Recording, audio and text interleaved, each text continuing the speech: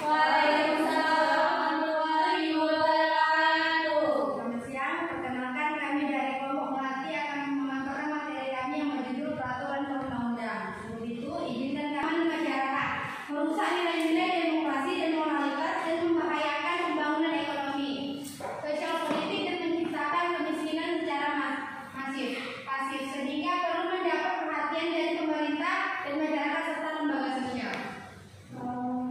Masuklah kita ke poin pertama, yaitu pengertian korupsi.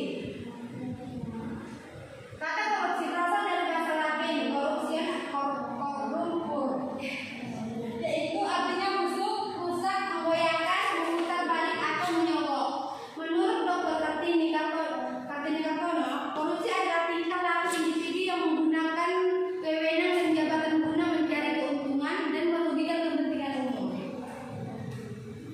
Pengertian korupsi menurut Undang-Undang Nomor 31 Tahun 1999 di Undang-Undang Nomor 20 Tahun 2001 tentang pemberantasan tindak pidana korupsi adalah tindakan melawan hukum dengan maksud memperkaya diri sendiri, orang lain, atau korupsi yang mengakibatkan merugikan negara atau perekonomian negara. Poin kedua yaitu kasus korupsi di Indonesia. Yang pertama itu kasus di TPPU Flu Burung. Yang pertama, negara diduga dirugikan sejumlah 770 miliar dengan kasus korupsi. Kedua, korupsi berupa paket penggadaian peralatan pembangunan fasilitas vaksin flu burung untuk manusia pada Dirjen Pengendalian Penyakit dan Penyihatan Lingkungan atau P2PR Kementerian Kesehatan RI 2008 sampai 2010. Yang ketiga, sebanyak 2 tersangka ditetapkan dalam kasus ini, yaitu Tunggul P. Sihomding dan Rachmat Basuki. Kasus yang kedua yaitu pengadaan buku di Disdik Kabupaten Garut. Diduga terjadi tindak pidana korupsi pada pengadaan buku pengayaan buku referensi Entik Karyana atau EK sebagai tersangka. Korupsi diduga dilakukan dengan cara menandatangani atau mengesahkan harga perkiraan sendiri atau HPS yang dibuat oleh panitia relawan yang tidak dilakukan sesuai prosedur. Kasus ini juga melibatkan Kabid Dikmendisdik Kabupaten Garut atau EK. Yang ketiga yaitu korupsi penggadaian alat kedokteran di Polda Sumut. Dugaan tindakan pidana korupsi pada pengadaan alat kedokteran kesehatan dan KB pada Rumah Sakit Perdagangan Kabupaten Simalungun pada 2013 dengan sumber dana tabungan pemerintah APBN dan nilai kontrak senilai 23.675.541.000. Ada penggelembungan harga atau markup yang diduga dilakukan oleh 6 orang. Akibat kasus ini, negara juga mengalami kerugian sebesar 10.537.655.416 perak. Poin ketiga, sejarah pemberantasan tindak pidana korupsi. Berbagai upaya pemberantasan korupsi dilakukan oleh pemerintah sejak kemerdekaan, baik dengan menggunakan peraturan perundang-undangan yang ada maupun dengan pembentukan peraturan perundang-undangan baru yang secara khusus mengatur mengenai pemberantasan tindak pidana korupsi. Di antaranya peraturan perundang-undangan yang pernah digunakan untuk pemberantasan tindak pidana korupsi adalah satu, dari korupsi dalam KUHP, membangun dan mengisi kemerdekaan korupsi terus mengenaskan sehingga mengganggu jalannya pembangunan nasional. 2, peraturan pemberantasan korupsi pengusaha, perang pusat PLT, PPRU 19 dan 1950.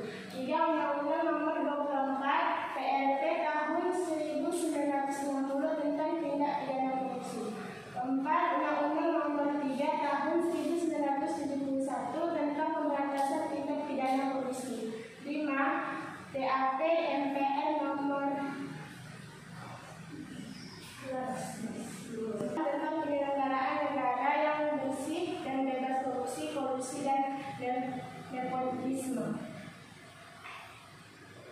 6, Undang-Undang Nomor 28 tahun 1999 tentang penyelenggaraan negara yang bersih dengan bebas korupsi dan nepotisme.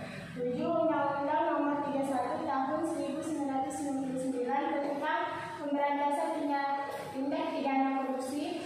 Undang-Undang Nomor 20 Tahun 2001 tentang perubahan atas Undang-Undang Nomor 31 Tahun 1999 tentang pemberantasan tindak pidana korupsi.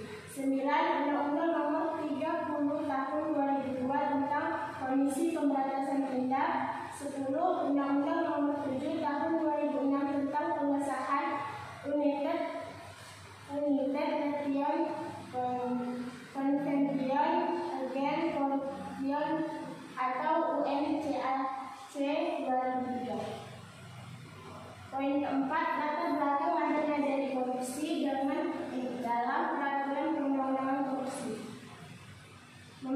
Untuk memahami dari korupsi yang diatur dalam undang-undang tentang pemberantasan korupsi perlu meninjau latar belakang lahir ketentuan dari tersebut. Mengingat munculnya undang-undang korupsi yang lebih baru adalah untuk memperbaiki kekurangan yang ada pada undang-undang sebelumnya, termasuk ada pelemahan peraturan mengenai rumusan delik. Secara umum lahirnya dari korupsi dalam peraturan perundang-undangan korupsi dapat dibagi ke dalam dua bagian, yaitu